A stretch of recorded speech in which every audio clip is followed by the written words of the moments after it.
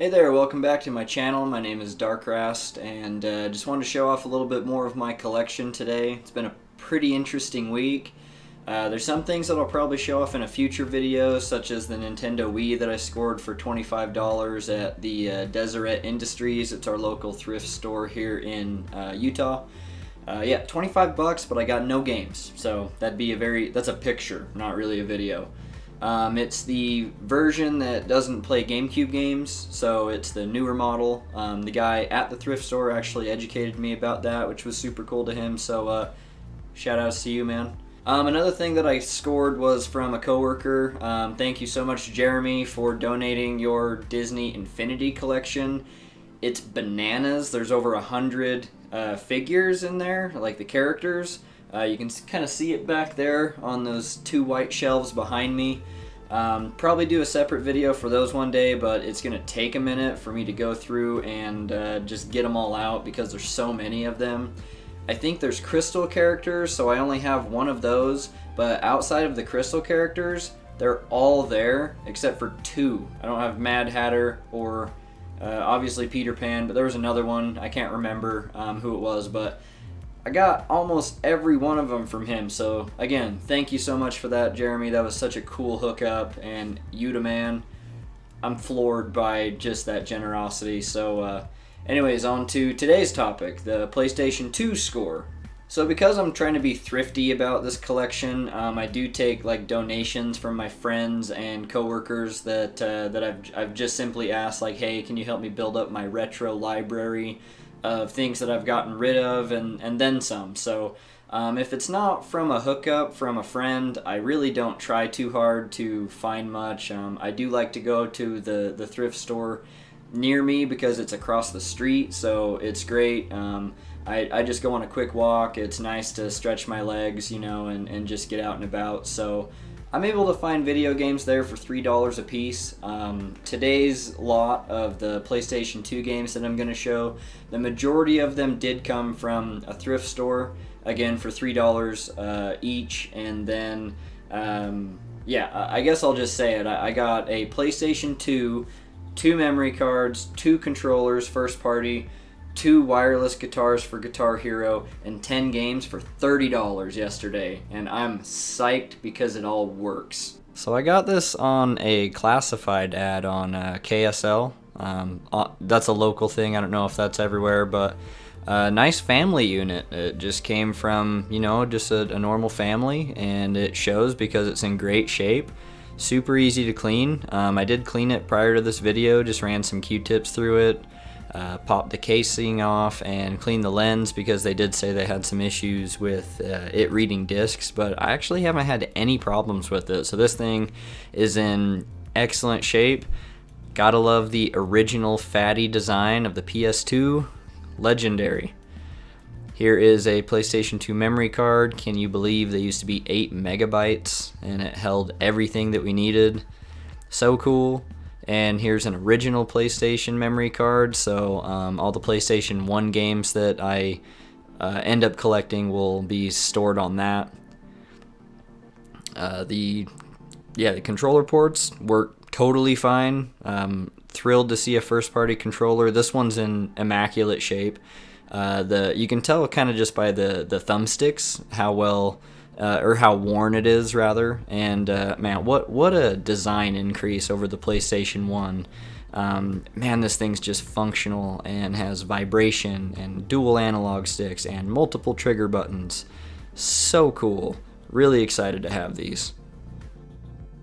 So next I'm going to show the wireless guitars that I got. These are pretty nostalgic for me because I don't think that I can remember a peripheral that came out for a video game console that wasn't a controller that we were all excited about, but my entire friend group wanted to play Guitar Hero. It was legendary. It was all of the buzz. I mean, it was like Halo in importance for the game group. So we were each going over to this one kid's house and watching him play it, begging for our turn. Everybody's competing. Everybody's trying to get to expert skill level as quick as possible. I never really got there. I got pretty good at hard. Currently, I did play the games, and I'm in about a medium right now. But man, these guitars were a game changer for me, so let's take a look at those. Alright, here's the wireless adapter for one of the guitars. That light goes red to show you a connection, and it plugs in replace of a controller in the controller slot.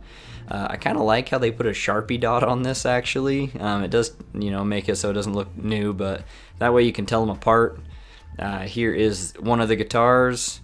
Super good condition. I'm actually really happy that they didn't put any of the stickers on the guitar, because as far as I know, the games originally came with a sticker set that you could slap all over this thing, so they kept it good and naked.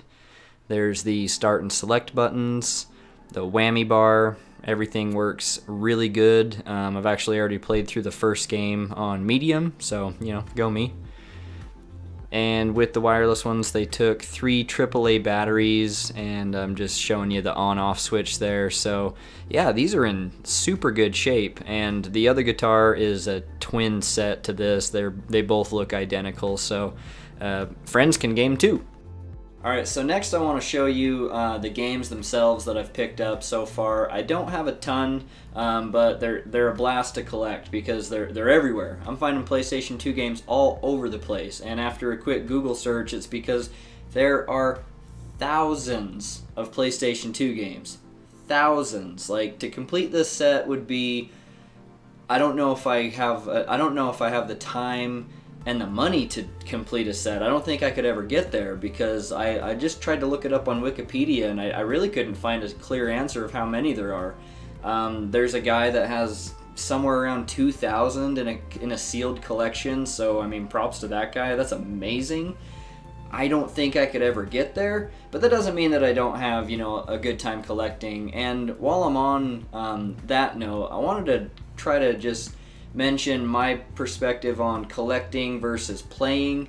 I do want to play these games, and I want to find the games that I'm more interested in playing, so I'm going to be looking for, maybe some fighting games, some Japanese role-playing games, platformers.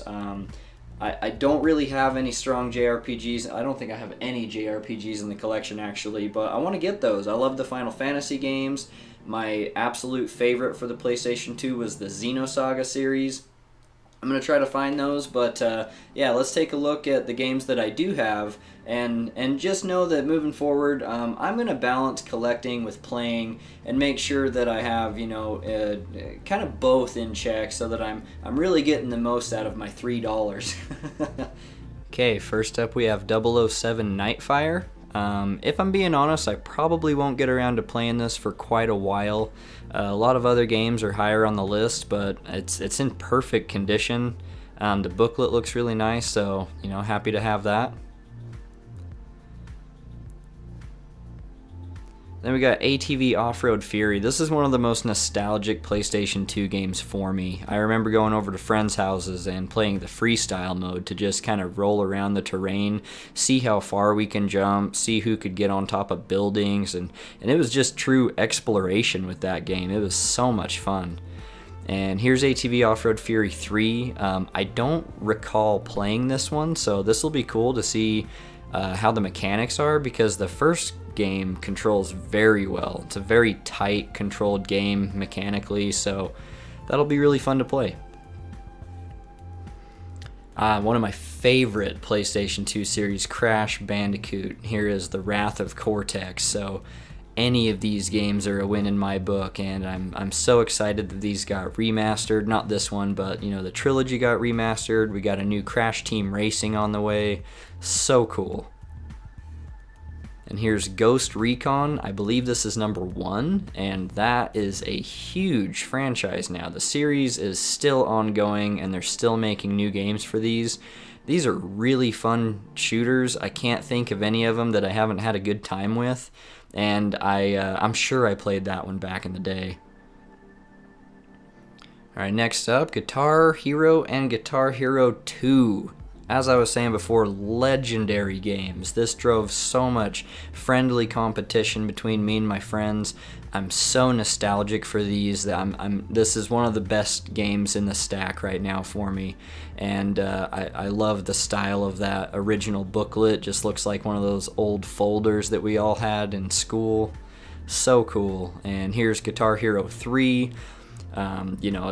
super hard boss battles in this game. Going up against the bosses in this, where you have to shred harder than your competition, super challenging. Nate says, I need to play Gun because it is the predecessor to Red Dead Redemption. Showed us what the hardcore West cowboy sim looks like. You'll see the game's not in there. That's because I am going to play it today. Alright, Jak and Daxter is my other favorite of the platforming genre for the PlayStation, just period. Jak 1, 2, 3, they're all good in my book, and it all started with this one. These are some of my favorites. I love the character design. I love the world. It's a pretty simple game, but oh my gosh, they are so fun.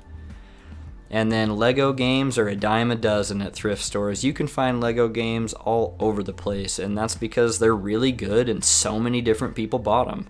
Star Wars 2, I'm sure I'll get through that on the PlayStation 2 or the GameCube. Marvel Ultimate Alliance is one of the best games in the stack. These are perfect for cooperative play. So many hours I put into this. They're so much fun to play with up to 3 other people.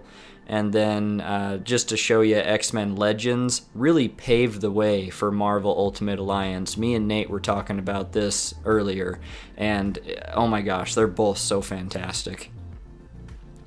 This Maximo game is really cool. This was a $5 thrift store find, and it's actually a Japanese import. So I don't think that I'm going to be able to play it, but I'd love to find another copy of this game that's North American. And I love the art style of this. It has an awesome disc, probably the prettiest disc out of all of them. And then also the booklet just has such cool character design with this. It's so fun. Kind of reminds me of the medieval games that came for the PlayStation original.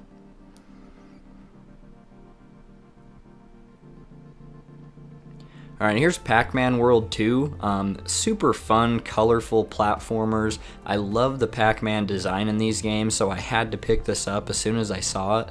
Hopefully I can find the first one to complete this little set, but really excited to play through those. Really fun platforming games. And then speaking of that, Ratchet & Clank, just as legendary as Jak and Daxter, but it's not as good in my opinion, but this has spawned an entire franchise of good games. There are so many Ratchet & Clank games for you to pick from. There's tons of them.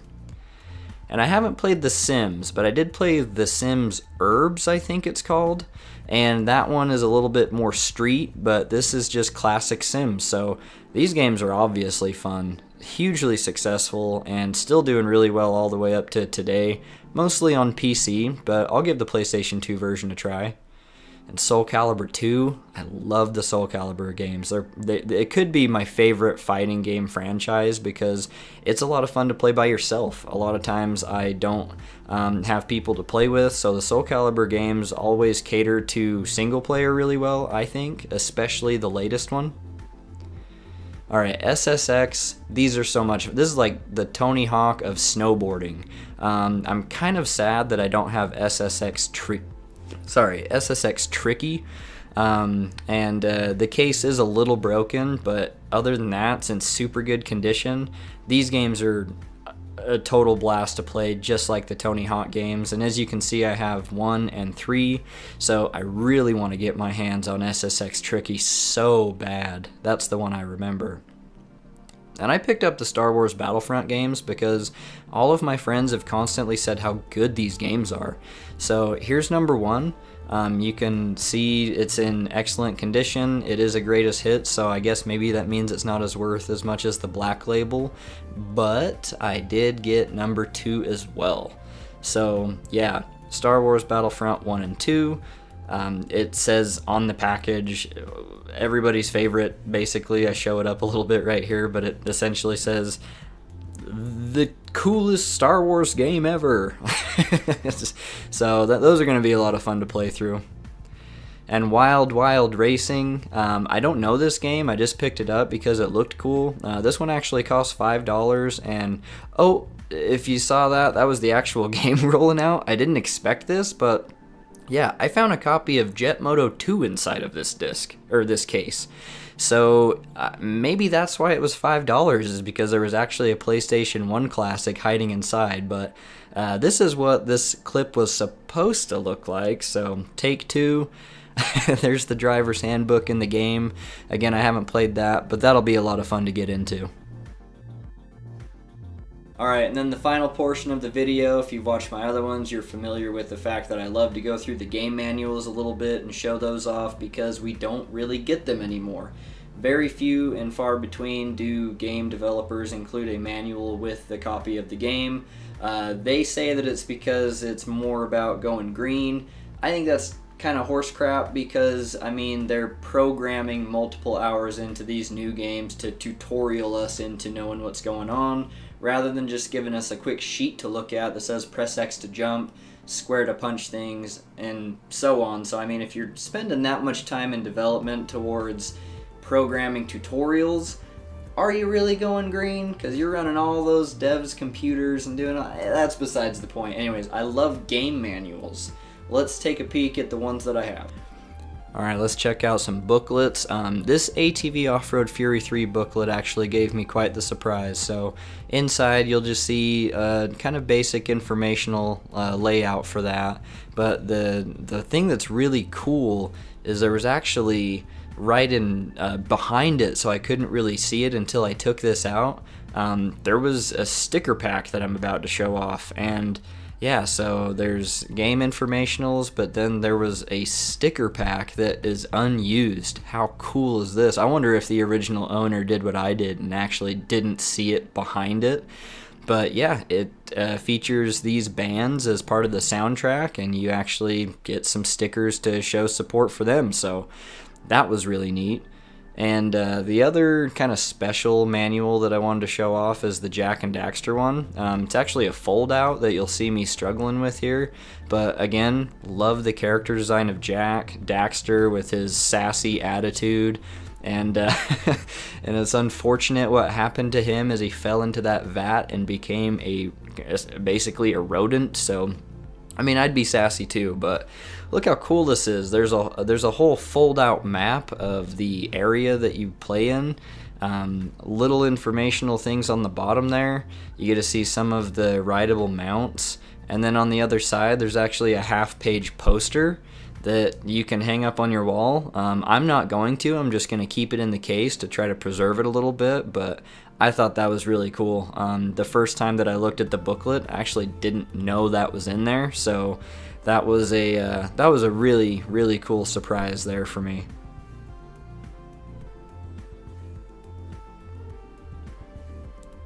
Alright, here's the SSX booklet. I don't think there was anything fancy with this one, mostly just informational, but they give you plenty to read, and that's the bee's knees with these, is if you had all of the info to get into the game and know exactly what you're doing.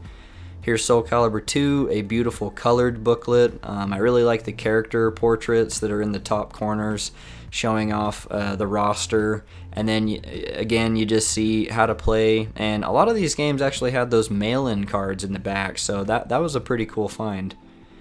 Here's Gun, a mature Western game from Neversoft. I think the playtime's about 6 to 8 hours, so I'm excited to get into this game. There's a notes page, just like that Mortal Kombat one from a previous video I showed. And I don't know why, I always like when they do notes, and Guitar Hero went for a full-on notebook look. So yeah, I love the doodles in here. This is one of my favorite booklets out of the stack. It just has awesome art, a lot of attitude with this game, a lot of just fun, just yeah, feeling of looking at these and seeing kind of the punky style that it did. Here's the Star Wars booklets. What I noticed with this one was that it has a ton to read. I'm wondering if they did that because of the Star Wars nerds loving lore, and you know, as we love to consume more and more and more of that, so there's a lot to read. Here's the Maximo instruction manual, the booklet. It is in Japanese, so I have no idea what it says, but this one is also one of my favorites just because of the amazing art design. It kind of reminds me of a Dragon Ball Z thing where that artist had a very distinct style. I'm blanking on the name right now, but really just distinct art with that. Same with Pac-Man. These really stand out to me. I remember the Sega Genesis booklet I had really cool just little Pac-Man in the corners and just hidden in there. So, and it's full color and also has the note tracker in the back. Not entirely sure what you'd use that for, maybe just to track your progress. Then the Marvel Ultimate Alliance, in excellent shape. Got a little Wolverine ad on the back there for the ultimate weapon. I'm not entirely sure at the time of this what that's for, but I always research these when I'm done. We got Crash Bandicoot, The Wrath of Cortex. Really great design in here, full color, a lot of love and attention went into every facet of the Crash Bandicoot franchise. Same with Jak and Daxter. I really just, I think Naughty Dog is so cool, and I love what they make in general.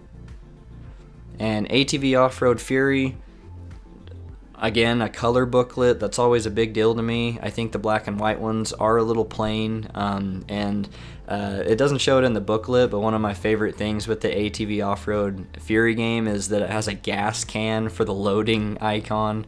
I thought that was pretty neat. I expected to see it in there somewhere, but I actually didn't see that.